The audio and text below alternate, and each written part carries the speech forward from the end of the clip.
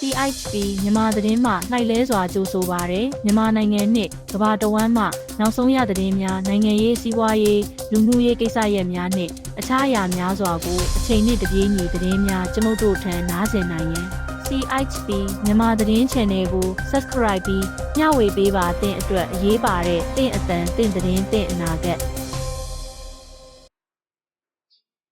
မင်္ဂလာပါရှင်ယနေ့နိုင်ငံရေးသတင်းအဖြစ်မြန်မာစစ်ခေါင်းဆောင်မင်းအောင်လှိုင်၏ကျန်းမာရေးနှင့်ပတ်သက်သည့်သတင်းများနှင့်အတူနှုတ်ကွယ်တွင်ဖိနှိပ်ချေရှိသောနိုင်ငံရေးအပြောင်းအလဲများကိုတင်ပြပေးသွားပါမည်ရှင်စစ်တပ်၏ထုတ်ပြန်ချက်အရမင်းအောင်လှိုင်သည်ခါယူစစ်ပေါင်းယောဂါကြောင့်အာယုံကြောညက်မှုဖြစ်ပွားခဲ့ပြီးမတ်လ20ရက်နေ့တွင်အိန္ဒိယဆရာဝန်များနှင့်အတူ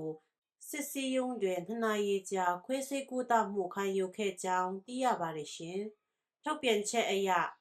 ခွဲစိတ်မှုကိုအောင်မြင်စွာပြုလုပ်နိုင်ခဲ့ကြောင်းလည်းဆိုထားပါတယ်။သို့သောစစ်ကောင်းဆောင်များ၏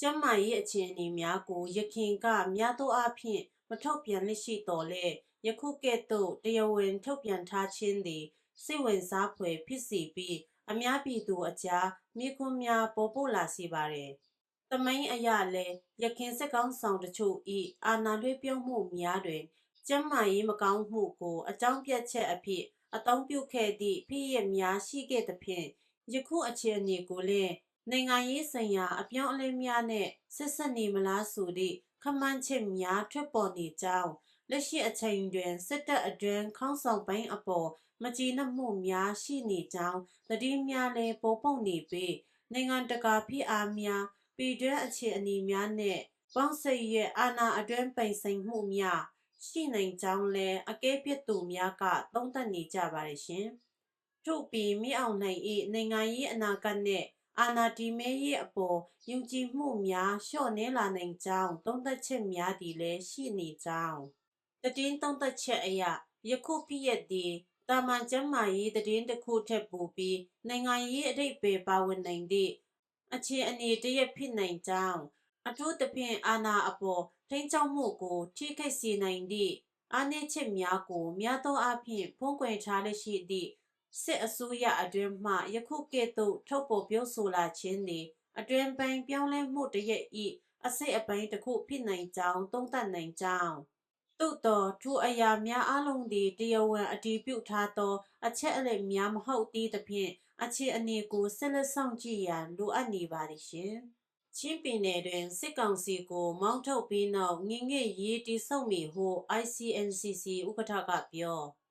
ချင်းပြည်နယ်အတွင်းစစ်ရေးအခြေအနေများနှင့်အနာဂတ်နိုင်ငံရေးလမ်းကြောင်းအပေါ်အရေးပါသောပြောကြားချက်တရက်ဖြစ်ကြောင်းကြာကာလချင်းအမျိုးသားအတိုင်ပင်ခံကောင်စီ ICNCC CB ဥက္ကဋ္ဌထန်းချုံပေကချင်းပြည်နယ်အတွင်းရှိစစ်ကောင်စီတပ်များကိုအဓိကရန်သူအဖြစ်သတ်မှတ်ထားပြီးပထမအဆင့်အနေဖြင့်တိတ်ထုတ်ရန်ဆက်လက်ကြိုးပမ်းသွားမည်ဖြစ်ကြောင်းပြောကြားလိုက်ပါတယ်ရှင်။ထို့သို့စစ်ကောင်စီတပ်များကိုမောင်းထုတ်နိုင်ပြီးနောက်ချင်းလက်နက်ကိုင်အဖွဲ့များအလုံးတစုတစည်းတီဖြစ်စေရန်နဲ့စီးလုံးညီညွတ်မှုတိဆောက်ရန်အစီအစဉ်ရှိကြောင်းလည်း၎င်းကထပ်မံအလေးထားပြောဆိုခဲ့ပါတယ်ရှင်။အဆိုပါပြောကြားချက်ကိုမတ်လ21ရက်နေ့တွင်အွန်လိုင်းပေါ်မှကျင်းပခဲ့သောချင်းငင်နောင်စစ်စင်ရေးရန်ပုံငွေပွဲအတွင်းထုတ်ဖော်ပြောကြားခဲ့ခြင်းဖြစ်ပါတယ်ရှင်။ထန်းချူဖေ၏ပြောကြားချက်အရအဖွဲ့အစည်းများအကြားယုံကြည်မှုတည်ဆောက်ရေးသည်ပြပမှမလုံဆောင်နိုင်သောအရာဖြစ်ပြီးကိုယ်တိုင်လှုပ်ဆောင်ရမည့်အရေးကြီးသောလုပ်ငန်းစဉ်ဖြစ်ကြောင်းလည်းဆိုထားပါတယ်ရှင်။ထို့ပြင်လက်ရှိအချိန်တွင်စစ်ရေးအရေးပေါ်အခြေအနေကြောင့်ညှိနှိုင်းရေးများအပြည့်အဝမပြုလုပ်နိုင်သေးတော့လဲစစ်ကောင်စီကိုမောင်းထုတ်နိုင်ပြီးနောက်မဖြစ်မနေပြန်လည်ညှိနှိုင်းသွားမည်ဟုလည်း၎င်းကအတည်ပြုထားကြောင်း၎င်းကတတိပိချက်တရက်အဖြစ်အဖွဲ့အစည်းများအကြားယုံကြည်မှုပျက်စီးပြီးပဏိပခများဖြစ်ပေါ်လာပါကဒေါ်လာရေးလမ်းကြောင်းကိုနှစ်ပေါင်းများစွာနှောက်ကျစေနိုင်ကြောင်းထုတ်ပြထားပါတယ်ရှင်။လက်ရှိတွင်ဖလားမြို့၌ဖြစ်ပွားနေသောတိတ်ပွဲများသည့်ချင်းမြောက်ပိုင်းအတွင်းအရေးပါသောတိတ်ပွဲတစ်ခုဖြစ်ပြီးပူပေါင်းတက်များအလုံးဝမ်းဝမ်းတိတ်ခိတ်နေကြကြောင်းသိရပါတယ်ရှင်။တည်င်းများအရာစစ်ကောင်စီတပ်များသည်အင်အား1000ခန့်ဖြင့် drone လီကြောင်းနှင့်လက်နက်ကြီးပစ်ကူများ အတောင်ပြုတ်ကလိလကျော်ထိုးစစ်ဆင်နေပြီးစစ်ကောင်စီဘက်မှအရာရှိများအပါအဝင်200ကျော်တည်ဆုံးခဲ့ကြောင်းသိရပါတယ်ရှင်။တည်င်းအပေါ်သုံးသက်ချက်အရ